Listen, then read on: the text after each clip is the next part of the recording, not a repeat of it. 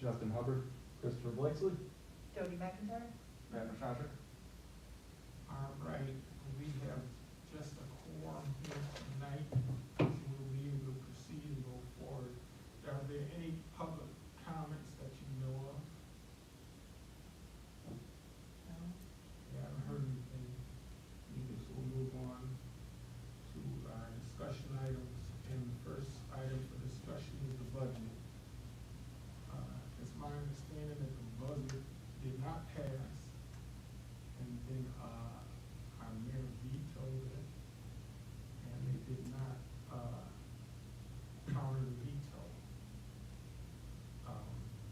It's also my understanding that, this is an unusual situation, since we're probably one of the only committees that even put in for a budget.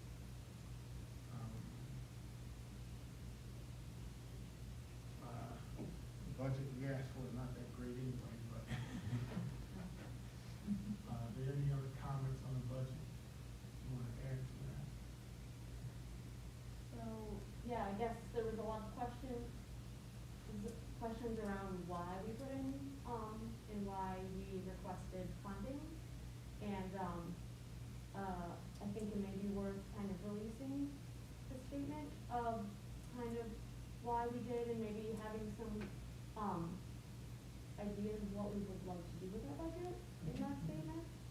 I think it was good, just to kind of hopefully explain to us some questions. I think just sending a letter to council wouldn't be a bad idea. Oh, yeah. Wouldn't be a bad idea. Didn't we, submit a request or explain what we're gonna use the budget for? I think we did to the mayor, I see. but I don't think that that was, the details of how all the money will be allocated was in the budget, that was presented to council. Okay. Yeah, and it was $6,000 total that got approved. And it, one of the comments was that this was like, kind of like good old boys club, like favoritism, which to me just isn't accurate at all. Other commissions are funded by other departments. I'm not quite sure how it all works, but they do have funding if they need to, like if they need to do, studies, things like that. And the other part of it is that, the actual like charter of this commission, in order for us to have the programs that are, being requested through the mayor's office, we need to have a budget. You know, if we're gonna have cultural competency training from experts, we need to pay them. You know, if we're going to host, cultural festivals like we talked about. You're gonna need police protection. Yeah, we gotta have security, we gotta, you know, there's a lot of things we gotta spend money on. You know, so, yeah. When we wrote the budget, or not the budget, excuse me, that grant, Kelly and I, we still haven't heard, but I know we had it detailed, we had to look up, how much, say, swag would cost when we're sitting at the Pride Festival and having a table instead of just sharing with GA Services, where they had wonderful things, and we were just kind of sitting on the corner saying, hi, we're the Human Rights Commission. Yeah. We gave detailed of how much tables cost, a tent, swag, exactly what we would want to give out. You know, just so then we can be also a part of like the Christmas parade and other things like that. We're just kind of been at a standstill. Yeah, I think that all needs to be like presented to the council, you know, because it has a purpose. We're not just, you know, we're not just burning $6,000. I read the article, and I assume you read it too, where council members were talking about, well, we don't, fund any other committee. Has any other committee actually asked for the funds? No, and that was the other issue is no, like not individually. Right. From what I understand, they do get funding if needed from Yeah, the 'cause budgets for the A lot department. of other commissions have like parent departments within the city, like, you know, what is it? The deer, The deer. the deer is parks. Mm-hmm. Yeah, so they did I think they did a population study, Mm-hmm. and they had to pay for that, but that came out of the parks budget. Okay, yeah. So and that's where I think the confusion was, because, well, they do have budgets, but they're just allocated different, the funding comes from a different place, it's not direct to. Where we kind of answer directly with the mayor, we're not under HR or something Right, crazy like yeah. that. Okay, makes sense. I agree with Justin. I think we just send a letter to city council explaining why we asked it and what we're allocating for. That should clear the air. Yeah. Do you know who has this success and other breakdown of what we requested? Because I don't remember seeing that. No. I would say, well, on the grant, that Kelly, we gave that to Scott Forrester, so I would assume he would still have that. I'm sure Kelly has a hard copy, saying she was the one firming it up, at home. That's when we were doing everything through Zoom Yeah. meetings, so. I would say Scott has at least what we asked for in the grant, and Eddie said we did get the grant, but the money is just kind of sitting in limbo still.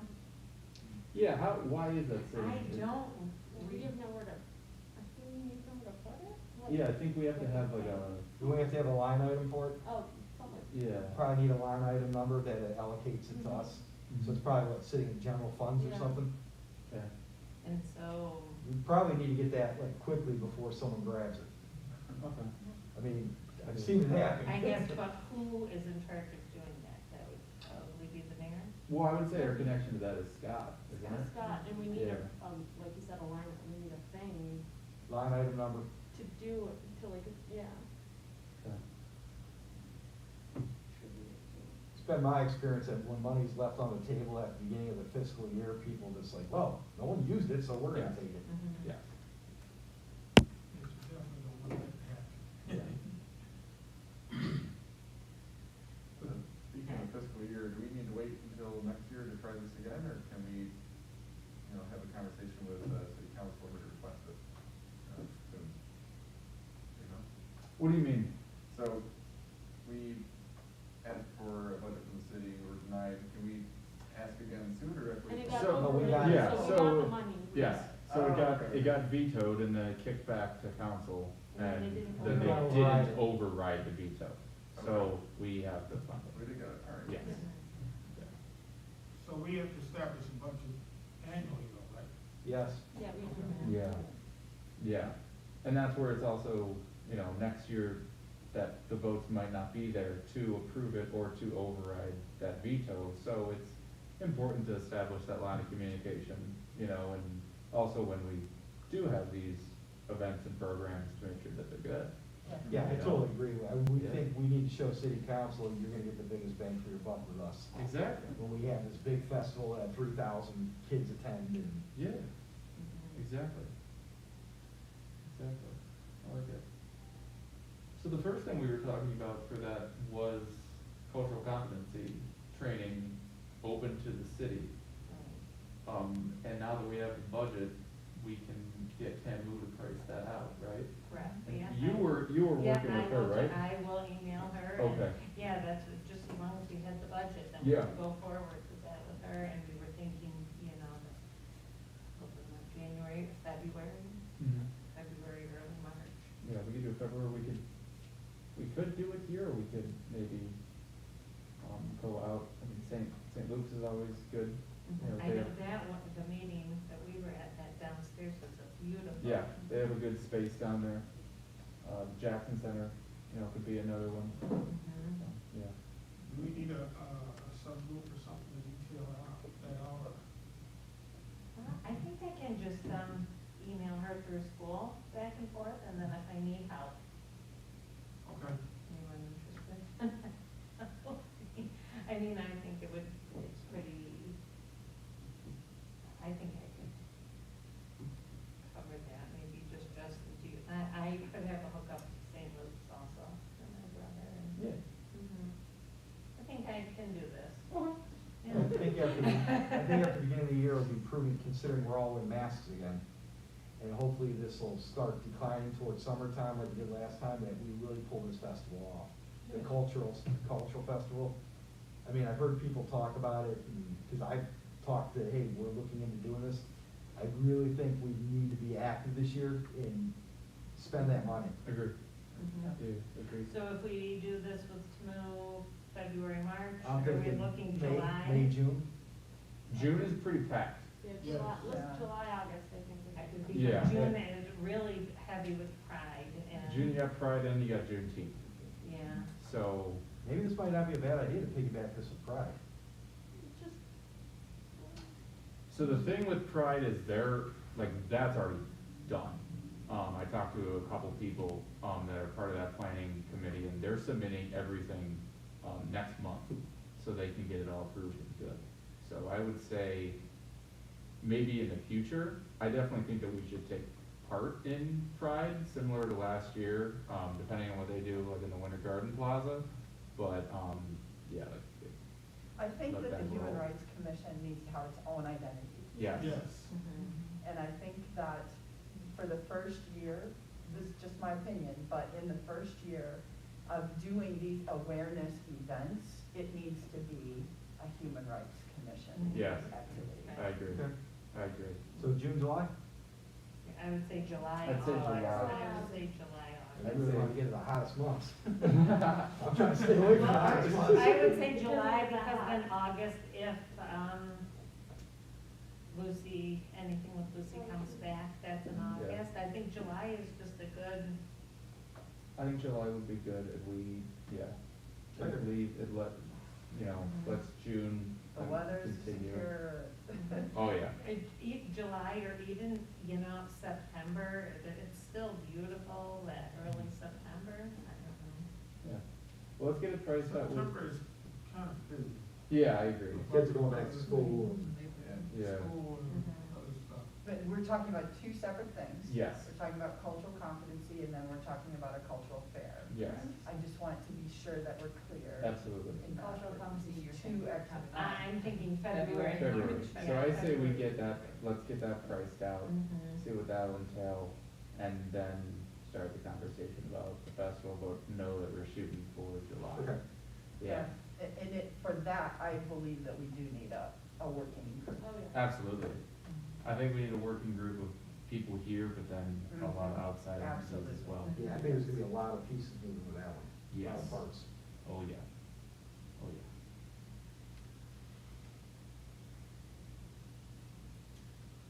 All right, very good. I have a general discussion, I don't have anything down for general points. I have some stuff. So, an update on the Mascot situation in Jamestown. I think you were there. I was there. Yeah, Is it a Red Panther now? it was described by Ben Drake as a big cat. They were specific, very specific that it's not a panther. I don't know why. I think it's because Panama is technically Panthers, and they don't want to go into that. So it's a big red cat. Now they're keeping the name Red Raiders. It still has not. It's still in the beginning stages. So, I talked to the superintendent about this. So they're still in the beginning stages. They're looking for public feedback. A lot of people are unhappy because, for a number of reasons. Yeah. Yeah. So I don't know how it's gonna go. I Is it know. me, Justin, are they making this a bigger deal than it needs to be? Like, why are we gonna call it the Raiders and it's a damn cat? Yes, so where they're getting it from is, they went back, and if you were at the presentation, Unity, so if I mess anything up, let me know. Yeah. But, they went back in the yearbooks and tried to look up the origin of the name, and, they found this cat. And that's where they wanna go with it, so they're going back to the roots. And it also allows them to keep this name, which a lot of people in the community are obviously very attached to. Now, for me and from the Justice Coalition that I represent, we're saying that this is progress, this is a good thing, and the school's already made a lot of great moves by, you know, they painted over a couple of the caricatures, there was a headdress in the superintendent's office, like a big portrait of it at one point, that's been removed, like they're getting rid of all that stuff. But we would like to see them get rid of the name and start fresh with something completely new. A lot of people are upset because, they just don't wanna make any changes, that's obviously not gonna happen. Other people upset are because it is very similar to Panama's, logo, and there's a bunch of other big cat mascots around, I don't know. And then other people are just like, this is not a raider in any sense. Some people Right. suggested going back to like a Viking type thing. That's what I was thinking, Red you know? Raider, like a Lee Erickson type guy. Yes, so there's still a lot going on, it's still gonna be a good process. I don't know if you've talked in school at all about it. You know, no. I'm in elementary. Right. It's so ingrained for high school. Yes. My suggestions that I did bring after we met in the summertime that I had from, one specific teacher who, her family attends Frewsburg, so she came up with ideas where it would change everyone, from elementary, middle to high school, and how in Frewsburg, the elementary kids are like the cubs, and then you're, Yes. you know, you grow into this animal.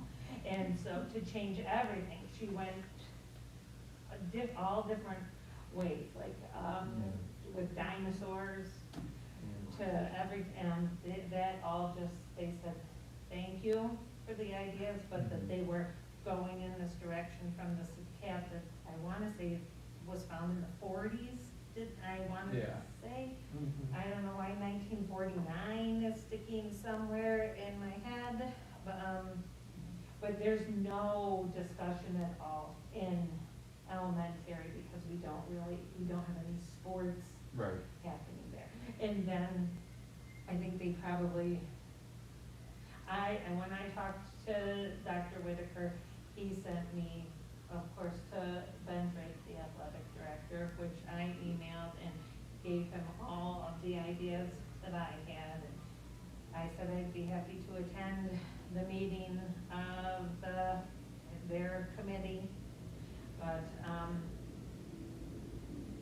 I believe their committees was already established, so there wasn't room for more. So I did, in an email, sent all the ideas and stating from all the way from elementary to middle to high school, and it would just be cohesive. So Jefferson didn't have black and orange colors, and Wash had red and white colors, and Purcell has blue and gold colors. Right. If everyone just was red and green and came up, we all feed into the same high school. At the end, it would just help, but I'm sure that's just I mean, a bigger undertaking, but I think elementary, everything changes every 5 years for elementary. We're very used to changing and just going with the flow, and everyone will just buy a new t-shirt. everyone's And all you'll make upset it work. because the change is happening from the Red Raiders, but then they wanna honor the history by going back to a Panther that no one remembers. Right, and that's. Absolutely no one has any connection to Yeah, this. there's not no to put it on connection to paper. it, yeah. Well, I understand the logic, but they're going back to the roots, that saves a lot of energy on their part. I mean, let's just call it the Jamestown Tarp Skunks and be But I done with really it. think even, but the root of it all, wasn't it just Jamestown? There really wasn't, Mascots Yeah. didn't come if we were really, I don't know. Yeah, mascots didn't really become popularized until, I think it was around the 30s and 40s. Have you had any feedback from the Seneca Nation on the changes that have happened? No, I haven't. Now, that's because my connection with the Seneca Nation was in the last administration. And when it comes to issues like this, they have some type of working relationship with the high school, but for the most part, the Seneca Nation's position on these matters is, and they've said it multiple times, we've requested that all of these change, and now that's your responsibility to do that. They're not gonna get involved with every individual school because, Follow. it was a lot of schools contacting them. I mean, we're talking about the largest, Native American nation in the state, and like, there were many schools contacting them because they wanna say, we did our due diligence and contacted them, and we're gonna create this working relationship, and they're like, no, this is your problem, you know? If they worked with everybody, I think that's all that they would end up doing, you know? So, yeah, I can look to reach out to see if they make a statement, if they've been following it at all, but, yeah, I think now it's up to us. I mean, I'm not Native American, but I think the term Red Raider is still kind of offensive. A lot of people do feel like that, do feel that way. And I think that's where, like how Justin said, that is really what people are attached to. You know, like, I think this red cat could come and go, but it's just they want, They're still gonna- especially, I'm yeah. thinking ingrained in football. Yes. It's just, and it is just football. I know my children run cross country, and it was always just Jamestown. Our things this year were just like a man and a woman running in the woods, you know? Jamestown XC. You know, it just a J, and it just said Jamestown. And that's what other people are saying, is I just really make think it it's the rooted block, in football. make it the block J, you know? Right. Yeah. I don't know, you know, I did talk to the superintendent about it, and we'll see where it ends up. The board would still have to go through and approve it, yeah. And I think that I think this might have made more people upset. Yeah, so we'll But let I it really see. think when we went in the summer, we at least, it got the high school students talking, that I guess weren't aware of it, the two female Mhm. students that sit as a voice for the high school, Mhm. and they were, I would say, on our side, or on the side of. Yeah, they did, I forget who the student was, but she did stand up and say that she. Spitzer, Yeah, yeah. Annika, Mhm. yeah, but she did say that she would be in support of a full change, and then you could actually involve the current high school students. Right, you and know? after, when I did talk to one board member, after he heard the young students talking about that, maybe it changed his mind 10%, or gave him Yeah. more doubt than he had. And I really think that the school board sits up there, and they are just so used to only hearing from administrators and and amongst themselves. They were really, I thought, at least they said to us, thank you for coming, we need to hear from the community. I think they only hear when things are already at 100, but they need to hear when it's at 10, and when it's at 40, and when it's at 70, before it's boiling over. So they really have a full picture, I think. Well, change is always gonna be difficult, and, this is gonna be a difficult conversation for them. It'll be a while before they get there. Yeah, It's my opinion, it's gonna be a while before they get there. yeah, The history was kind of interesting, but where you actually wind up from that, I don't know.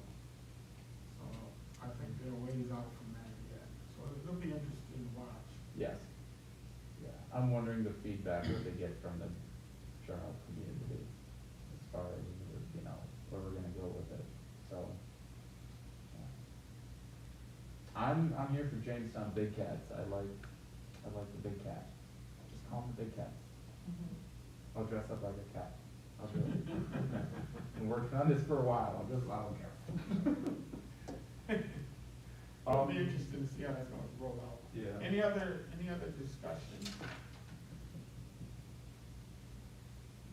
wanna talk about, oh yeah, you weren't at the refugee meeting, were you? Who was it? So, I know Pastor Jody, you were at the refugee resettlement meeting. Kim, you were there as Yeah. well, correct?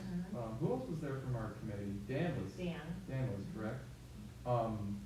I was supposed to be, I couldn't make it. Okay, so it was a lot of information. Did the mayor end up sending the email we got to everyone in the commission, or just the people that were at the meeting?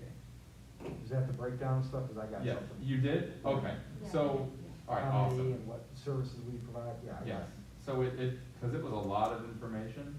From what I got from it, there's still a lot of work to do before we're even talking about starting this. Because really, we just need the right infrastructure, so if, these people are resettled here to where they're able to be successful. Now, that was just the first meeting. I was disappointed that there was so much media coverage and the type of media coverage that it was, because the media coverage made it sound like this was happening, and it was happening tomorrow. It's like, no, I don't know timeline wise, but we're a far way out from that. And at the end of the day, we would be talking about an initial program of 20 people. I'd say if we can't bring in 20 people, Is it 20 people or 20 families? 20 people. 20 people. Yeah, 20 people to start out. And we also don't know, what type of, The makeup of. yeah, makeup. It could people. be, it could be 4 families, it could be, couple, Yeah, yeah, it'd be 20 20 single singles, men, yeah. that'd be something. But it was a lot of Yeah. information, and I think the biggest thing that everybody got from it is we have a lot more work to do. But I felt it was very positive. I think everyone, don't you feel like it was? Oh, positive? yeah. Yeah, and Absolutely. people were there really, like, they were saying that was there 60 of us there, did they say, 40 to 60? Yeah, I think so. Everyone just vowed to help care, if only care for 20 people, if Yeah. it could happen. Yeah, I mean, the biggest area where I think, there'd be questions was with, with housing. That might be the most difficult part, but with Tamu was there from the school, but then the superintendent ended up showing up as well. Yeah. Because if we have students, we have to talk about ENL services, and we have to talk about, social emotional health. And Kim brought up a great point of, if we're talking about youth, to get them located in one area so that they can go to the same school, And then, you know? and, yeah, to live, for housing. So yeah, it was just a lot of work to do, and I'm hoping that, and it's also not, the city is introducing this idea, but at the end of the day, it's not gonna be run through the mayor's office or run through city council. Did you wanna say something? Is that what you wanna say something? No, no. Yeah, but it's not gonna be run through the mayor's office. It's going to be this resettlement agency, I think it's called Journeys. Journey's End, I Yeah, wanna Journey's say. End, this resettlement agency creating a satellite location here. And, to see if we're even eligible, And then they would network yeah. with agencies and organizations throughout the city to care for all of their needs, employment and services. But, what brought up a good point, and it kept going back, and Sam Quadri spoke, that everyone had, what you have and what some people have an idea of a refugee. He said everyone has to remember these refugees are highly intelligent, been working for the United States government very closely with the Army or the Marines for the last 20 years. It's not what, I don't know how to. Yeah, the idea that. That someone Yeah, is just. I see that a lot, and I think a lot of people, I see a lot of questions of, are these people vetted? I don't think people understand the immigration process. Right. And to even become a refugee, you have to be vetted. There's a Right. whole process to even Right. be eligible to be a refugee. And I think there's a lot of misunderstanding in the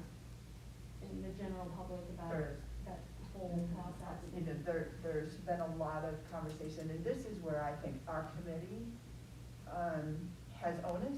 Yes. There's a lot of misinformation out there. There are a lot of people who are making assumptions that these are low income, drain on the system. Yeah. And that is just simply not true.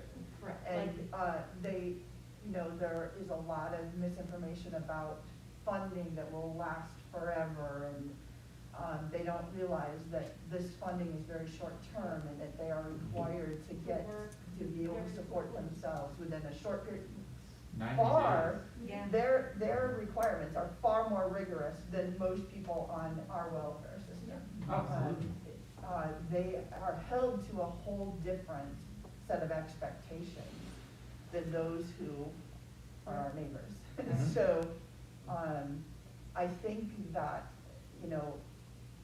when I hear the general conversation and discussion, I wanna know, okay, what are we gonna do? What is our role as a commission in this particular topic, right? 100%. And I think that ours is awareness and making sure that we are dispelling the misinformation that is out there, and that we are telling truths. Justin, you said something to me that night that really was very impactful, that we need people to understand that these people are bringing a gift to our community.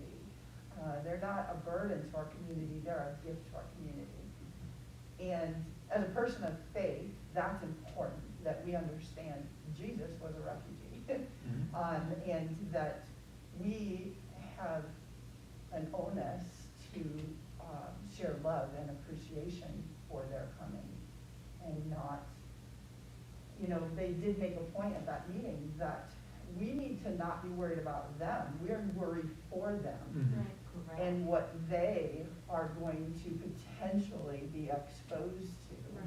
when they come into our community. So I think that the more education we do now, just like you were saying, Justin, that night, the more pre-education we do now, the more awareness we build, the better that this whole process will go. Right. I think that that's part of our role. Right, and like Sam had said, we wanna know, okay, we're welcoming in, but now we want to keep them here. What are we going to do to keep them Yes. here? I think there's a very key point that I just heard you say, and it really touched my heart, because obviously being a 20-year serviceman, I stood next to these individuals. They were our interpreters, and they put their lives on the line for our nation as much as I did. And I think there's a service that they provided, and now they are in danger, which is why they're refugees, for aiding and abetting American soldiers like me. So I think that's something that we need to not only educate, but publicize. Yes. They served alongside American Marines and soldiers and put their lives on the line for our flag, as any red-blooded American has. And they need to hear that from you, Chris, and from others Well, like you. our That's nation where owes them a they- debt of gratitude as much as they do the veterans. Yeah, absolutely. Would there be a language barrier? So, I know Sam very well, because I work with his son, Newton Buttons. Okay. We work at the sheriff's department together. Well, yeah, Sam. And Sam's got a heavier accent than Mutness has. But, in my experience, foreign nationals are a lot more educated than Americans are, and they're multilingual anyhow.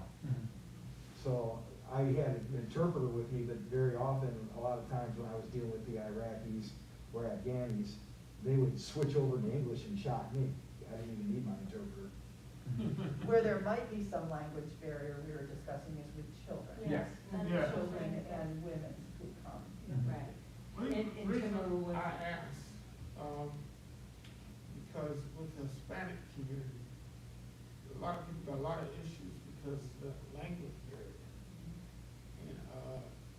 And if we bring in other ones with a different language, it's gonna be a compounded problem. You'd be Potentially, surprised. not necessarily. Right. You'd be surprised how many, are offensive because of the language. Yeah, so, Buffalo Public Schools right now has I think it's over 100 languages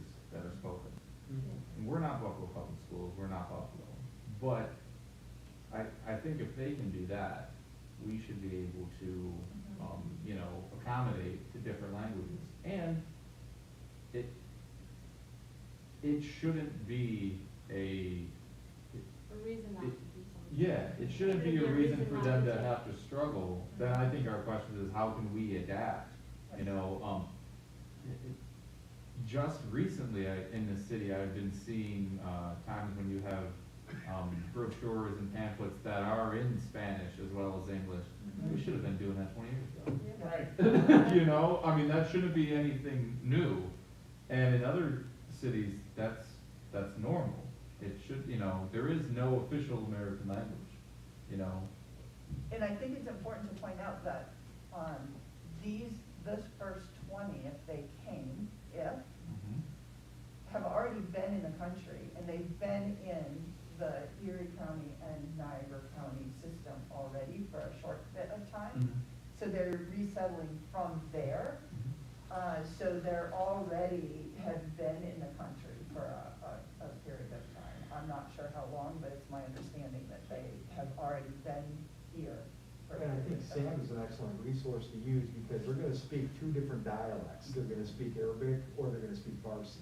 They're gonna In speak Farsi, Dari, they're gonna speak Dari, or they're gonna Pashtun. speak, Pashtun or Farsi, so they're not gonna speak Arabic for the most part. If they're from Afghanistan. If they're from Afghanistan. Yeah. Because I believe Sam speaks Farsi, because I've heard him switch in between. Yeah.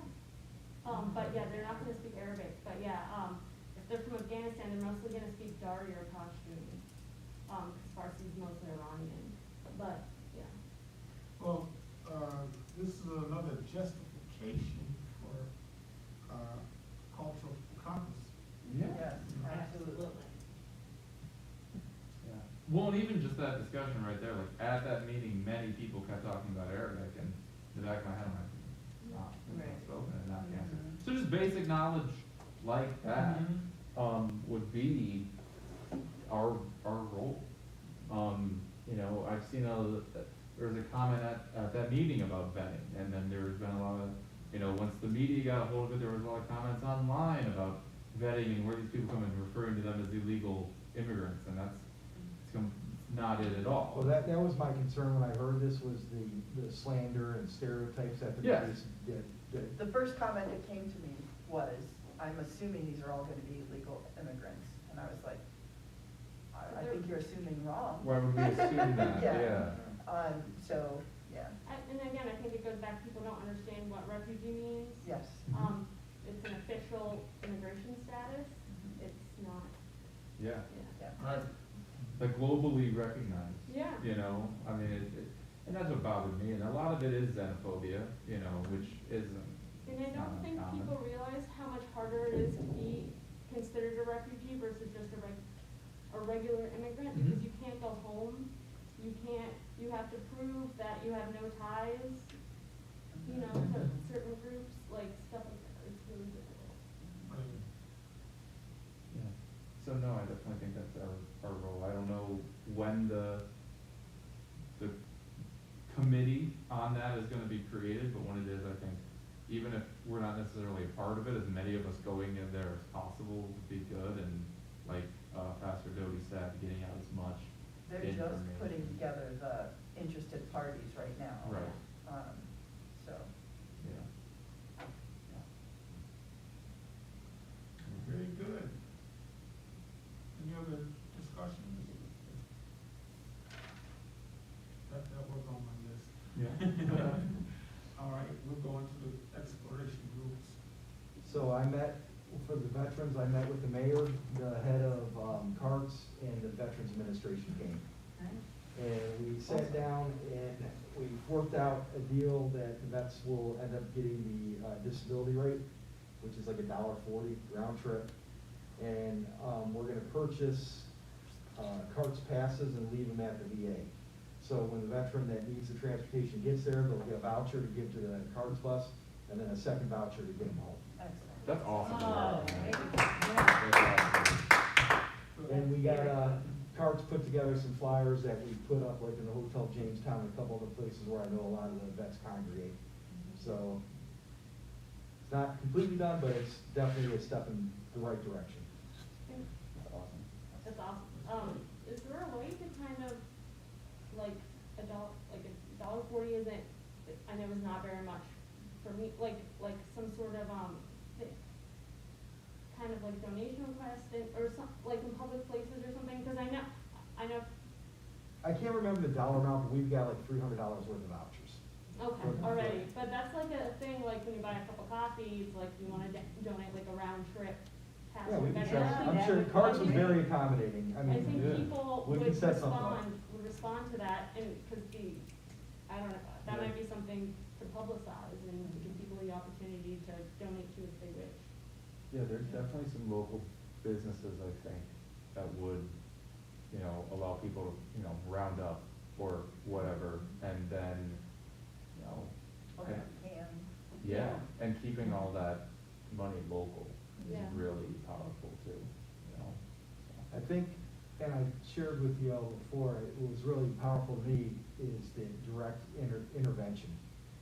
By getting the meeting set up with the mayor, the 3 veterans administrators that came down, and the CARPS leaders, but, I took that from you, Justin, and by going directly to the meeting, I think letter writing has its place, but direct intervention definitely changed the trajectory of this for veterans. Good.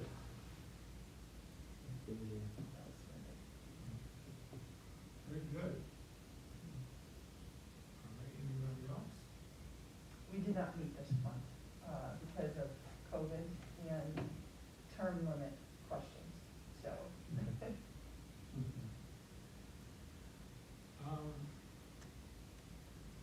As far as the Pastors Summit, Was outstanding. was great. This is the book that we came up with, I can pass on through it. Oh, yeah. The information was priceless. It was supposed to be, it's posted on the website, but for some reason there was no sound when I checked. I was gonna send a link out to some people that were looking for it, but there's no sound to it. So that was a wasted effort, That's a shame. because the presenter was very good.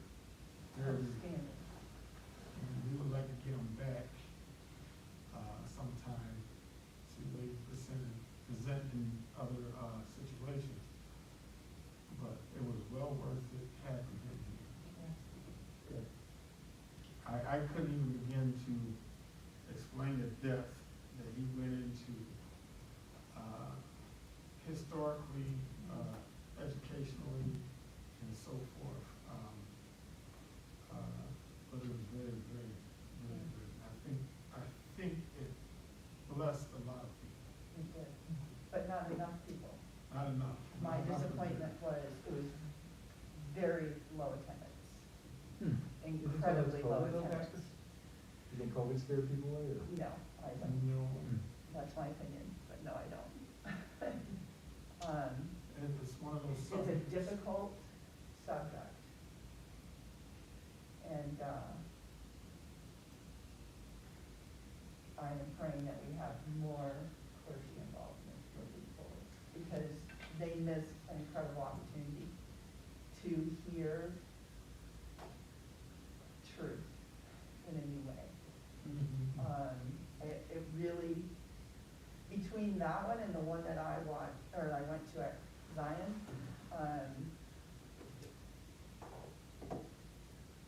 it changed me and how I minister. Just gonna be very vulnerable and say that. It's too important for us all to be missing out on. It's an important conversation. Would you say that 50% of this area's pastors went, or below? I wouldn't say 25% went. And everyone was invited, everyone knew. Everyone throughout the, county was invited. The Dunkirk mayor was there. Jamestown mayor, councilman. Sheriff. Sheriff. public officials there than pastors? Probably not more than, but But they there were did too came many out more than and that. they supported. Yeah, it was a very big missed opportunity that I hope that we can replicate. Are there copies of this book that we can get access to it for sale or? I have a couple copies. I believe there are more. I don't know how many more, but I believe that there are more. That book was, from the local pastors. I was gonna say, Lincoln, Yeah. wherever my thought. Oh, the- So this is locally written? I Yeah. just didn't know the That was- editor. That was, months of a lot of conversation. But that doesn't even compare to the presentation that we've seen.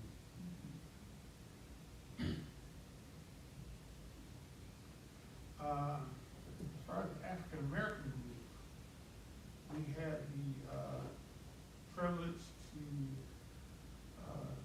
sit and speak with the,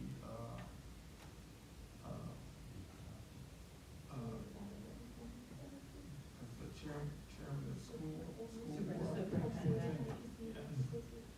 We sat with the superintendent and had a great conversation. We went before the school board in the last meeting, and we, presented,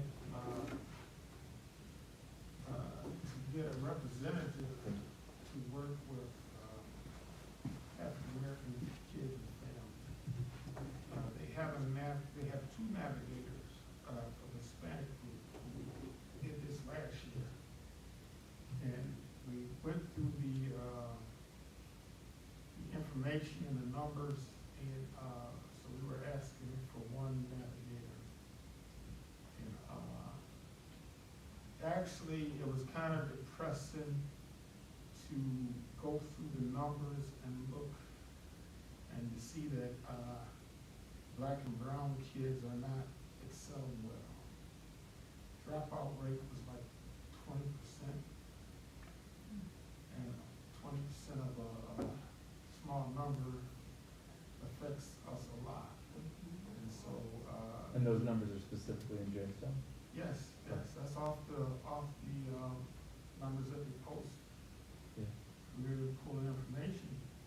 And, they're not excelling in English and math pretty much. Mhm. They do pretty well in science and social studies, but math and English, it was not good. I think it was just beneficial just to be able to see the numbers. You know, I would come up with a different plan of action, to see that our kids, do better. Low numbers equals not many going to college, and not many, getting through college. And so, hopefully we'll be able to, affect that. We have to work with our kids more. I know, African-American parents aren't involved as they used to be. And so, I was not able to pull any numbers as far as, any, disciplinary actions or things like that, but, we have to do better. That's just the bottom line, we have to do better. So, Hispanic kids seem to be doing better than African-American kids. Mhm. And, so we have to do something better. Would there be any interest in creating like a black PTA? I don't know. Okay. PTA in general struggles in the Yes. city. There is, I'm fortunate at Lincoln that they have a strong PTA, but after COVID, I mean, they're running on a skeleton crew. At Mhm. Love School I've been every part of PTA with Vicki James, and that we would keep it afloat. But it just was, Right. it struggles in absolutely every school in Jamestown. Yes. because their PTA would typically be a mother, even though Travis was the PTA president for years at Love School. But everybody's just working, and they're working ungodly, horrible hours. And no one can devote the time in the organization. That's why it helped when Timu was saying that they were bringing back community schools. That's where it will start again, really, and that's where it will get better, because it was 30 years ago, it was. Right. And then they slowly, for 20 years, took it completely out, and now the numbers don't lie. Well, we, as If we have pastors, community schools from help. as pastors, we know parents aren't as motivated, so we have to look at some things to try to get, parents involved again, you know. Now it's coming along, parents seem to be quite a bit more motivated, and, making sure that their kids are getting good education, and the kids are following through. And we see that falling off. Grandparents are more involved in kids than the parents are. That's just a reality. Can I ask how much of this is generational versus how much of this is a breakdown in the family unit? Are you seeing a lot of one single parents that deal with? I think Yeah, that you see I would say more that. grandparents are raising children than anything. We see that a lot, sure.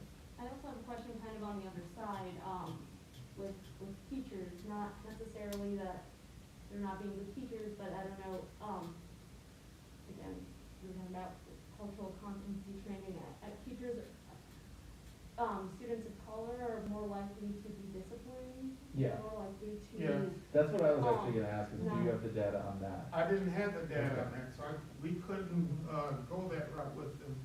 We just went through the route because the graduation numbers and the, They're less likely to be chosen for like gifted Excel programs, they're more likely to be put in Right. like lower remedial programs. And a lot of that is just, it's not necessarily like with bad intentions, it's just like a cultural competency thing on Yeah. the teachers, and that's something to look at as well, not Right. just. And I think that's what they're trying to do now with, these equity teams, but yeah, I mean, both of my children on the honor roll, on the honor society, not picked for AT classes at all in middle school, neither one of my children. I think this also, for those who know, I left Ohio and I now work for Chautauqua County Sheriff's Department. And I am seeing, personally, generation after generation being incarcerated too. So if it's a very prominent black family, and we know who they are in this town, I'm now seeing their kids and their grandkids. I had a grandpa, a dad, and a grandchild all incarcerated at the same time. Yeah. well, And- yes, and we see those breakdowns and kids have emotional problems now because of family situations and things like that. And so, I think they're looking into how to deal with them better, or even place somebody in the school that can kind of help them with, the emotional side of it. Yeah. The behavior side that comes out of it. And so, yeah, there's some challenges before us. Yeah, because of breakdown of families. I noticed, things like that. Washington Middle School has a Hispanic liaison, Max Martin.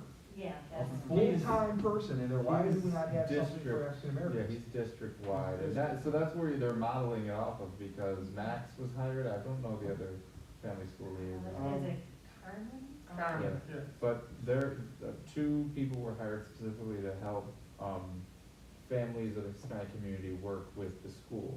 And then that's the idea for the African American population, but the issue I see is, all of that starts in the elementary school level. So I'm wondering, okay, if we have one person for this, that's a huge task for just one person. Because when it starts at the elementary school level, if we're talking about discipline stats, the more likely, or the more often you're disciplined in elementary school, the more likely you are to get placed in different classes, to get placed in special education programs, and the more likely you are to get disciplined and write up in detentions in middle school, then you're more likely to drop out, and then you're more likely to get incarcerated.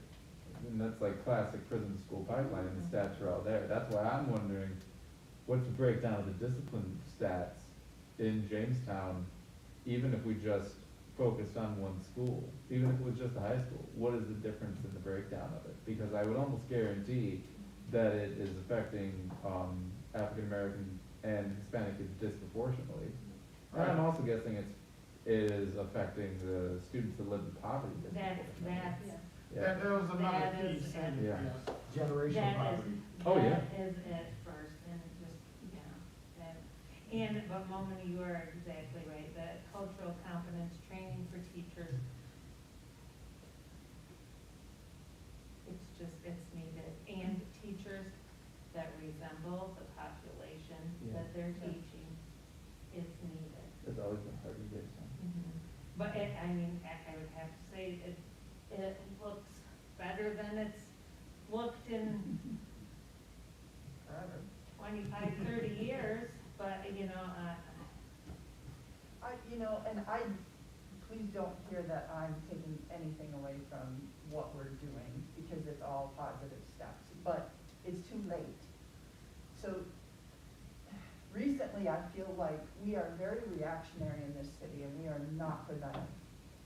So, where are the programs, and maybe this is something we take to the table of churches and other city organizations, but where are the people who are coming around families when a baby is born and bringing awareness to a family, who's mentoring them, who is supporting them so that they have a head start? right, Even before they get to school. right. That's where I really, I believe in my whole heart and soul, at 23 years old, starting out, all happy-eyed, and it was community schools, and it was Love School, and it was Vicki James, and it was the only school in Jamestown that did that. And there were packed programs where there were people that went into the home, they helped get kids into preschool before there was any kind of universal preschool. And Pat Cunningham is still there teaching that. Pat Cunningham will be there until they bring him out on the stretcher. And that man will work, with home visits and the families and the connections. And you have to have that larger than life person with a heart bigger than the world. See, but that's where I And that's where you bring in everyone, and then the families will come. We would have 500 people in the school on a Thursday for community events and parent beings, and then you gave parenting classes, you helped get to appointments, we were translating 30 years ago. All of that was happening, but those were good years. But that's why you Clinton see years, part of and the it just flaw, got though, completely because, taken away, and then they just hire people that don't have that mindset. but the thing is this, I've been hearing from the black community here for years, it was Vicky. But But- she had many minions. Right, but it was It was all, Vicky, she was Oh. a key point. it was always Vicky, and that's where I'm saying, That's where Eddie learned. right, Eddie but that's learned what I'm from saying Vicky. is, Vicky's gone. There needs to Right. be more, And There that- needs to be that's the actual, problem, when that person Programs. is gone, It needs to be culture struck- is And gone. those Yes. programs and structures were there, and then But- they just totally stopped funding because they them. weren't there because it was just Vicky. Mhm. But- If there's one person that puts it on their shoulders to do all of it, and she did, Mhm. It was Vicky. then when that person's gone, all of the work that they did is also gone. Right. So the foundation needs to be there so that these aren't just people, Mhm. these are full-on programs. And they were full-on programs that were all taken away in the George Bush administration. Right. And that So that's- blue ribbon schools and all of the money stuff, the funding Yeah, stuff, but and the people they started hiring in these positions did not believe in that at all. And this is, of course, when you're in education, you'll see it, I've you're on already- a good swing, Yeah, I've already Justin, seen it. you're gonna But, see yeah, happy, and then you're Yeah, gonna I've already seen that, but, It's and frustrating. it's all circular, but or It's- cyclical, but the thing is, like, we have to, Community schools. if we're talking about like That's actually right. helping out, younger people, it comes in programs. It does, it can't come just from people. And it can't just come from schools. As Yes. much as I appreciate your Well, right, opinion that- about community schools, and I do, part of the problem is it all rested in the school. Absolutely. Right. And so when the funding went away, the Mhm. programs went Right. away. If it's not resting on the school, then the funding doesn't affect it. Yes. But then it rests in the church, think of it. Or in other the- community organizations. Right. Absolutely. So Yeah. everyone needs to. We all have to stop deferring our authority Yes. and our power to places like the school. Yes. As important as the school is, and please don't hear me No, say anything else, schools are It- begging for. there's got to be more programs outside of the school to support families in poverty, families of color. We have to be more preventive. You know, Yes. we had Hugh Sannon, who came into the community, who's been meeting with some, public folks, the mayor and so on. And, you know, one of the first things he's identified is we have a lot of reaction, not enough prevention in a lot of our programs. And I'm speaking to this just as someone who recently moved to the city. I think a lot of it is there is a culture of like, I wish it was a little more cohesive. I think there's a lot of, it's easy just to say judgment, but there's a very like me versus them and my Yes. neighbor's weird and like all this kind of stuff. And Yeah. there's not enough understanding of why maybe this Cultural. kid can't go to after school programs. Maybe his parents are working 5 jobs. Like all of that. And when a kid gets hit by a car, people are like, well, he should be more responsible. Yeah. When he's crossing the street, he's in middle school. Who says that about a 13-year-old kid? Right. They just got hit by a car. Yeah, it's like who Yeah. says like, oh, we need to take more responsibility? Yeah. Like But that, I mean, that if we, attitude. but if I we think- talk about that really quick, so that was, the Yeah. first kid that was hit by a car was actually one of my best friend's, kids. And, what he did afterwards was, like, got a petition started, talked to the newspaper, talked to the school, talked to the superintendent about, like, coming up with a better traffic pattern and doing a study, and now the mayor and the superintendent are doing that. That just comes from, like, getting people actually involved. It's- Grassroots? Yeah, but it's it's awful like- that it What took. you're saying is like what you just said, Right. it's Exactly. reactionary. Yeah, Right. but that's the thing, is it's awful that it took a kid to get hit by a car. Right. But, Twice. yes, And two 2 kids. years ago, there was. What's it a gonna girl take, that someone hit by a dying car. before we do something? Exactly, so that's what it needs to be, is you have to actually get these things going beforehand. People actually have to get involved, you know. You have with to these care processes. before something terrible. Yeah, Yeah, and you have to, absolutely. you have to educate enough to want people to care, so people care to get involved in the things that we Yes. wanna do. Yeah. Because right now, people are like just mean and don't care, and Right. like, Mm. they're like, Right. like if something happens to someone, it's like, oh, well, they probably did something wrong. And Mhm. like, the attitude sucks. Well, the old attitude, it took a community to raise a child. Right, Yeah. not, And we have lost that community. And the newest issue is that we have kids having kids. Yes. And they don't know how to take care of it. And we have senior citizens raising toddlers, Yes. Yeah. Right. which is difficult. Mhm. And they're raising children in a era that is foreign to them, Mhm. and they're not getting enough supports. I'm not saying there are no supports, because there are, but there are not enough supports, and they're not in a broad enough base of providers. And I'm not saying there's not programs needed, because there are programs, but they're not reaching the affected people. Yeah, I mean, one of the people that reached out to me, the group that runs the public market and the public gardens, and they wanted to start doing mentor programs, and they said, okay, but where do we go for youth programs? And for me, it's always the Boys and Girls Club. And it's always the Boys and Girls Club because the Boys and Girls Club is always overwhelmed because of the amount of kids that go to the Boys and Girls Club. Yeah. And when I worked there just a few years ago, a membership to Boys and Girls Club is $10 a year. So it's pretty much free. They let the kids pay $1 every time they go. So it's programs like that where we need groups like the public market, and we need some of these other nonprofits to go out to them and say, how can we help you? Yeah. because they're not just doing youth programs down there, you know, in the summer. They are, sites when you have visitation. They're helping young parents, learn how to raise their kids. You know, Striders is another program where they're doing all the mentoring, but it's those where they're constantly asking for people to help out. And it's always coming down to individual people, but I'd love to see some of these larger organizations that are, you know, working with the United Way to do this big cultural competency project, and, you know, that's how they're going to address the Black Lives Matter movement. It's like, okay, well, you can do that, but you could also send a couple people down to Boys and Girls Club and see what they want. That's actually doing the work in your own area. Correct me if I'm wrong too, but I've noticed a sense of protectiveness around organizations and what they do. I even see it in the sheriff's department where this is my thing, you need to stay out of it, mind your own business, so. And it's kind of hard to like move, again, just because I've moved here recently, people just like to hang out with, like, kind of, they're not very necessarily open always to having more people get involved Mhm. in causes.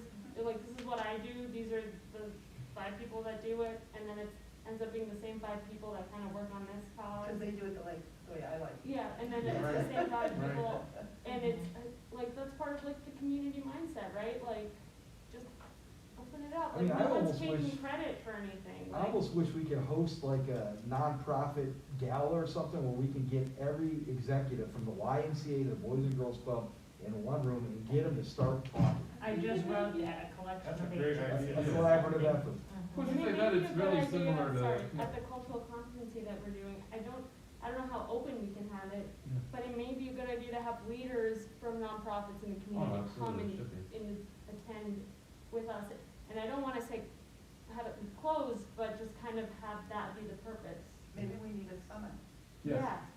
Well, think about how many ideas came out of the refugee resettlement Yes. meeting. We had 50 people in the same room, you know. It was and- amazing. Yeah. I couldn't sleep that night because all the, Oh, so much. And Brain one cells of the were- comments I saw in the paper was, I wish this group would be together to talk about the other program, or the other issues in Jamestown. And I'm like, I heard that too. yeah, Right. like that is a Well, great I- idea. and I Because think- it hit everyone, everyone was, felt Yeah. like everyone. Yeah. I think what would come of that too is you might see organizations that are duplicating services, like, well, I don't need to do Yes. this anymore because you're already doing it. I can allocate my funds elsewhere in that. Because correct me if I'm wrong, Justin, the Boys and Girls Club primarily does the younger kids and the YMCA does the teenagers. Depends. So the Y gets more, yeah. The Y gets more teens. They have a teen center. And Yes, they have a teen center. 8th graders are allowed to go, when I was there, 8th graders were allowed to go to the Y for free. So that was a big reason why, I don't know how they did it, they probably had some type of grant. The Boys and Girls Club is different because of the price. You know, the Y, when it comes to their day camp and things like that, they're expensive. For most families that need those types of services, where the Boys and Girls Club is not. It's also based on the side of town you're on. You know, the Boys and Girls Club on that side of town, a lot of the kids just walk there. Correct me if I'm wrong too, Pastor, don't most churches have some type of youth programming? Not so much right now. Yeah. Prior to COVID? Post-COVID, prior to COVID, yes. But you know, here's the thing, and I'm just gonna be transparent. You know, our church had a culture, a program, a summer lunch program that went for years, and it was huge. We had, you know, 80 to 100 kids there every day, for, you know, all summer long. And as soon as the schools took over that, we lost our program. I mean, we tried to do it, thinking, well, maybe not all kids will come.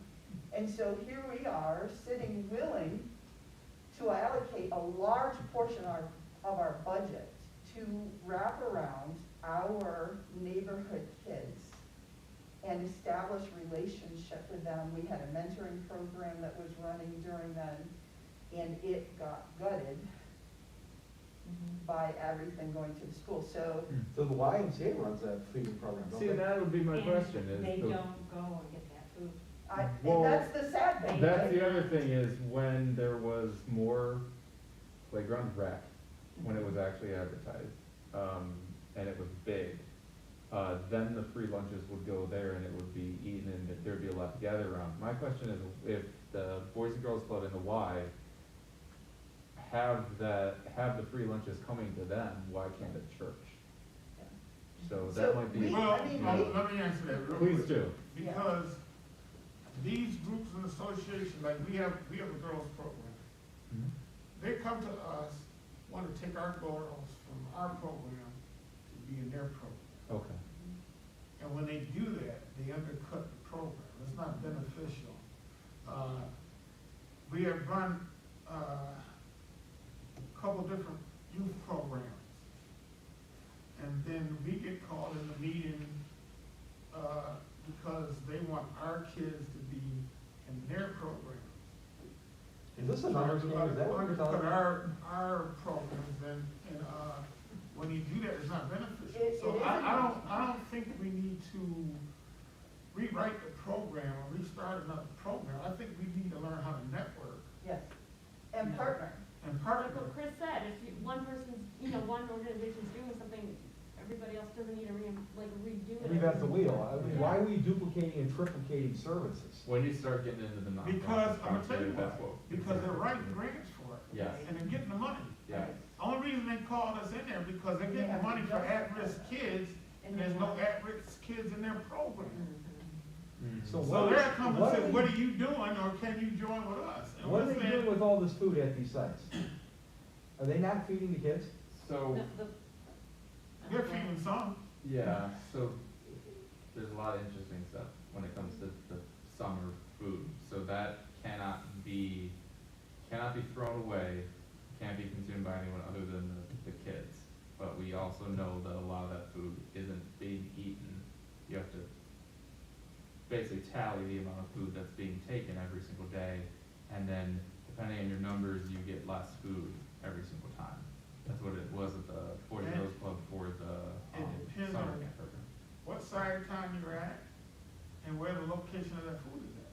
Yes. Because it could be in a location where the kids need it, can't get it. Yes. And can I say, our program was not all that, but they had a hot, full lunch every day. And- And now they're getting sandwiches. Yes. And if you live, Chris, you live on the north side, what do you see on the side of the street? Black masks, Mm. juice boxes, Yeah. milk, Yeah. cereal bars, and half-eaten bowls of cereal. I mean, that's, So, and I don't want anybody to hear that I'm dissing anybody's program. I'm not. But what I'm saying is, we are not collaborating enough. We are not Right. partnering enough. Right. Everybody is chasing their own dollars to keep their own programs going, which I'm not judging. But the reality is, we weren't taking any donations from anybody for that. We were paying for that. Right. And there were 100 kids getting hot lunches with their parents, by the way. And, So children and parents were Yeah. getting lunches? yeah, That's. I really think So- we could. But we did the We need to same get this thing. meeting. We need to get this meeting together. we need collaboration. We need to get all the nonprofit CEOs together and, I hate to do this, but if it makes walking over to the CRFC and saying, listen, these organizations, they've already been advised, cut their funding for the feeding program. Cut the funding, because there's no need for you to fund 4 organizations to feed when we're feeding the whole city. Yeah, Well, many of them came to the Refugee Resettlement meeting. yes. So I think that the groundwork's already there, to have that type of meeting, and the groundwork's already there to, maybe have different organizations bringing together these, people to have conversations just about the other issues in the. I think the last time I heard, there's 117 nonprofits in the city or something like that. You mean to tell me with 117 nonprofits, we can't service these children, right? Or address other needs. And that's what A lot of I'm, needs. Yeah. that's my A lot of concern them is, needs. the needs that we are not currently meeting. Right. Is, we need to be exploring how to catch families early on the onset of them being a family, and surround them and lift them, keep them where they wanna be. And I don't believe there's not a youth services coordinator that works here anymore in the city of For the Jamestown. city? After Vicki, I don't believe- once she yeah, I don't retired, I believe so wanna anymore. say that that was always a good way. Think of you know, every domain that will be affected by that, you that. know, came. The drug and alcohol problems, Yes. the poverty will be affected. And I mean, as you just said, 100%. younger and younger people are having kids, they don't even know how to be people, like parenting classes, support, like all of that. And there all are of that. the team, Team, you know, yeah. through school, there is, but, you know, there's a lot more, girls could go to that program than do. Well, and again, people need connections outside Like, of school. Right, well, Yeah. because just look, I mean, you could, We can't you do can everything. see the Yeah, passion we in your can't do heart in everything. that, Judy, and you're They need a completely right, and community. they want it, and then it just turns. to Because when the something. school goes away, And you then, know, the yeah. kid graduates, the whatever. So what do the kids do in the summer when the school closes down and they only have one meal that they can grab from the school? Right. What does the average minority or average child do in the city? Yeah. What do they do I mean, other than a lot that of 1 hour they times run to the? that's- I mean, I can't speak for the city of Jamestown, but just, statistically, a lot of times that's the meal, like, that The can one be meal their they meal get for is the from the day. school, and then the rest of the day they're just running the streets? Well, they may not They have get access to programs for Right. some. top food. There's a good, we have there's a lot of youth programs in the city, but I think the main issue is the lack of coordination. Yes. You know? Well, that's what I'm saying, 117 nonprofits, Yeah. and we can't balance this right? Yeah. But children wanna go where they're loved.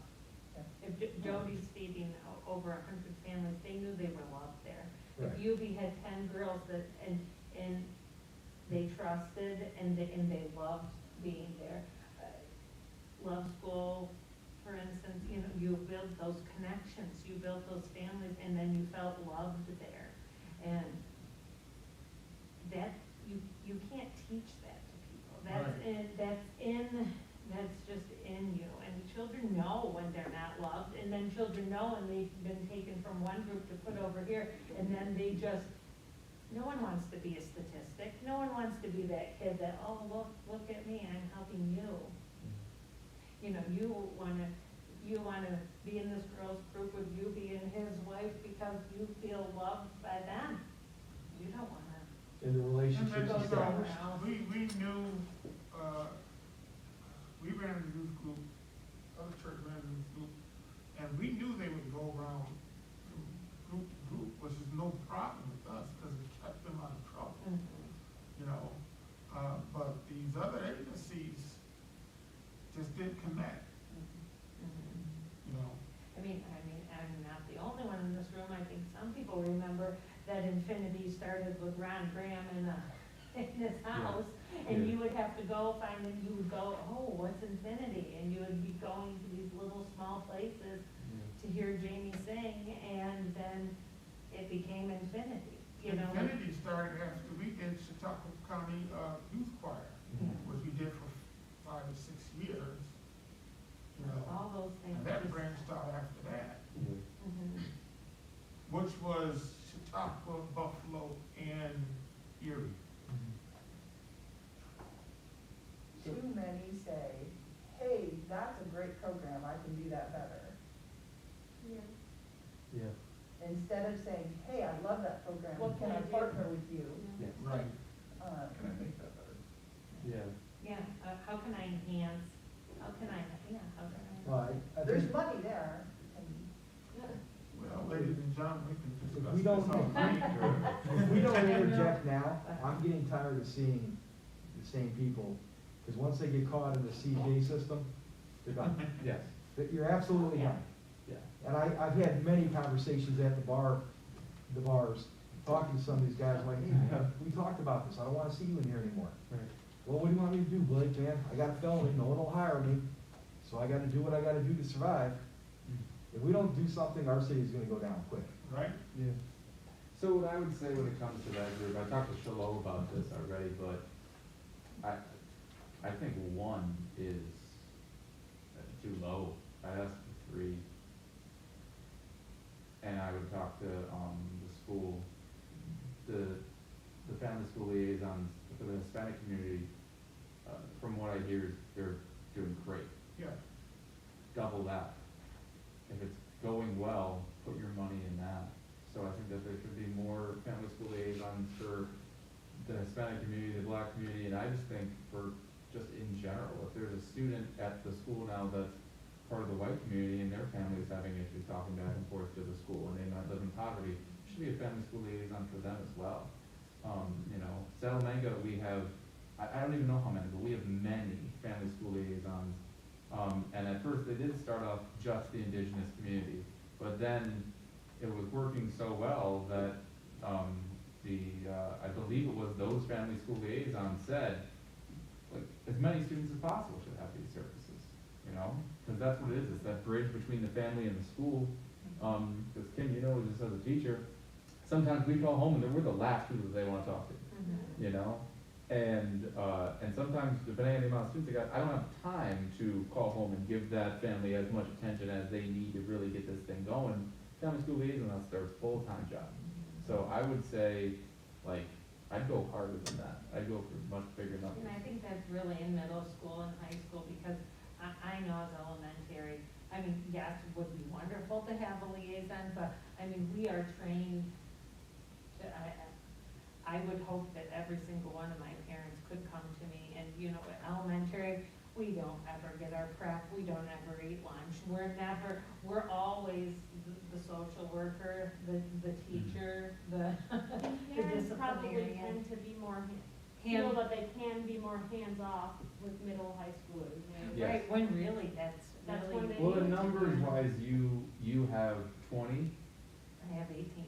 right, you have 18, whereas But others could whereas a have, JHS teacher could have Oh. over 100 students. Right, so So no, that- I that's where that totally difference understand comes too. liaison, I Yeah. would love that for elementary, but I would hope that the elementary teachers that Jamestown is hiring,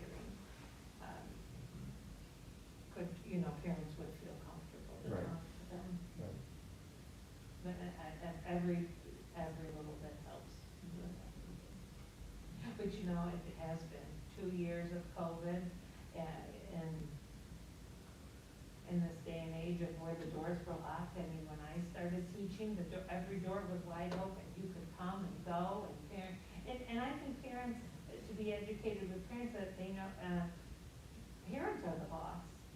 They have every right to go to every single school board meeting, they have every right to say, what is happening with my child? I just think that they default that the teacher's the boss, but really. Because they get the message they're not the boss. Right, but the They're not even parents are invited the to the boss, the table. parent, Yeah. nothing changes without them. Right.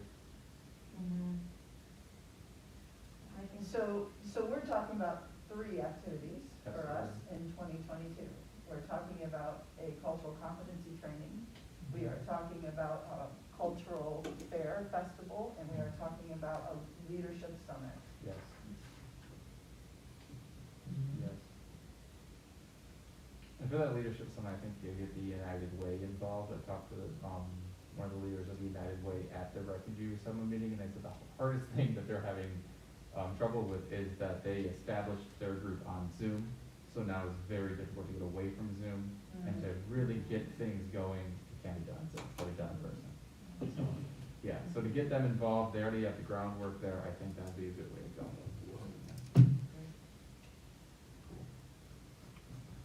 All right, we have work to do. Yeah. I'll take a motion to adjourn. Second? Second. Yeah.